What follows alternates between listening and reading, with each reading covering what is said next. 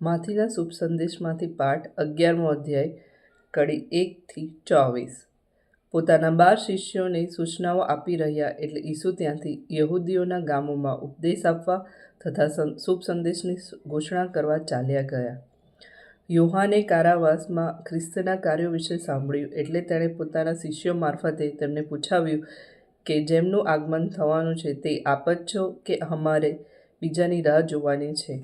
ઈસુએ તેમને જવાબ આપ્યો, તમે જે સાંભળો છો અને જુઓ છો તે યોહાનને જઈને કહો, આંધળા દેખતા થયા છે, લંગડા ચાલે છે, કોઢિયા સાજા થાય છે, બહેરા સાંભળે છે, મરેલા સજીવન થાય છે, અને દીનજનોને શુભ સંદેશ સંભળાવવામાં આવે છે, અને મારે લીધે જેની શ્રદ્ધા ડગતી નથી તે પરમ સુખી છે. યોહાનના શિષ્યો ગયા એટલે ઈસુએ લોકોને યોહાન વિશે કહેવા માંડ્યું કે તમે રણમાં શું જોવા દોડી ગયા હતા? પવનમાં ડોલતું ઘાસ જોવા તો નહોતા ગયા ને? તો તમે શું જોવા દોડી ગયા હતા?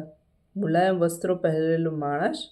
પણ મુલાયમ વસ્ત્રો પહેરનારા તો રાજાના મહેલમાં હોય. તો તમે શું જોવા દોડી ગયા હતા? પૈગંબર? હા, અને હું તમને કહું છું કે પૈગંબર કરતાં પણ વિશેષ. એ જ માણસને વિશે શાસ્ત્રમાં લખ્યું છે કે જો હું મારા દૂતને તારી આગળ મોકલું છું, એ તારી આગળ જઈને તારો માર્ગ તૈયાર કરશે. હું તમને ખાતરીથી કહું છું કે સ્નાન સંસ્કારક યોહાન કરતાં મોટો માનવજણ્યો ધરતીના પડ ઉપર પેદા થયો નથી, અને તેમ છતાં ઈશ્વરના રાજ્યમાંનો અદનામાં અદનો આદમી પણ એના કરતાં મોટો છે. યોહાનના સમયથી તે આજ સુધી તો ઈશ્વરના રાજ્ય ઉપર બળજબરી થઈ રહી છે, અને બળજબરી કરનારાઓ એનો કબજો લઈ રહ્યા છે. બધા પૈગંબરોએ અને ધર્મસંહિતાએ યોહાન આવ્યા ત્યાં સુધી જ ઈશ્વરનો સંદેશો આપ્યો હતો. તમે જો માનવા તૈયાર હો તો જે એલિયા આવનાર હતો તે જ આ યોહાન છે. જેને કાન હોય તે સાંભળે. આ જમાનાની પ્રજાને મારે શાની ઉપમા આપવી? ચોટામાં બેસીને બાળકો પોતાના સાથીઓને બૂમ પાડીને કહેતા હોય છે કે અમે વાંસળી વગાડી પણ તમે નાચ્યા નહીં, અમે મરસિયા ગાયા પણ તમે છાતી ન કૂટી. તેના જેવા એ લોકો છે. કારણ યોહાન આવ્યો તો એ ખાતો પીતો નથી તો એ લોકો કહે છે કે તેને ભૂત વળગ્યું છે. માનવપુત્ર આવ્યો તે ખાય છે પીએ છે તો એ લોકો કહે છે કે જુઓ આ ખાવદરો અને પીધળિયો, દારૂડિયો, જકાતદારો અને પાપીઓનો ગોઠિયો.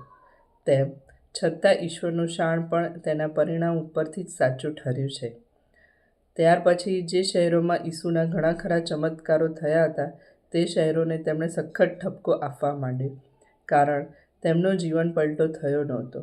તેમણે કહ્યું, અરે રે ખોરાઝીન, અરે રે બેથસેદા, તમારે ત્યાં જે ચમત્કારો થયા છે તે જો તૂર અને સિદમમાં થયા હોત તો તે શહેરોએ ક્યારનો સોગિયા કપડાં પહેરીને અને રાખ ચોડીને જીવન પલટો કર્યો હોત. પણ હું તમને કહું છું કે કયામતને દિવસે તૂર અને સીદોનની દશા તમારા કરતાં બહેતર હશે. અને ઓ કફરનહૂમ, તને શું આસમાનમાં ચડાવવામાં આવશે? ના, તું તો પાતાળમાં પટકાશે. કારણ તારે ત્યાં જે ચમત્કારો થયા છે તે જો સદોમમાં થયા હોત તો તે આજે પણ ઊભું હોત. પણ હું તને કહું છું કે કયામતને દિવસે તારા કરતાં સદોમના પ્રદેશની દશા સારી હશે.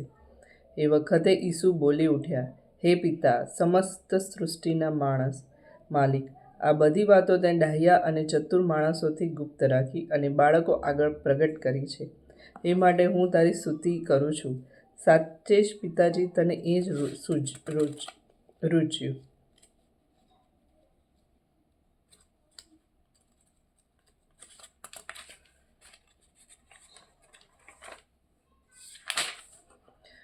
મારા પરમપિતાએ બધું મારા હાથમાં સોંપી દીધું છે, અને પિતા સિવાય પુત્રને કોઈ પૂરેપૂરો ઓળખતું નથી.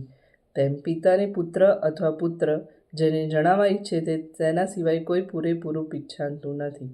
ઓ થાકેલાઓ અને ભારથી કચડાયેલાઓ, તમે બધા મારી પાસે આવો, હું તમને આરામ આપીશ.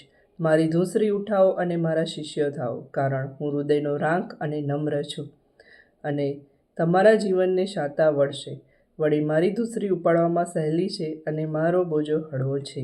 આ પ્રભુની વાણી છે, તે આપણો આધાર છે.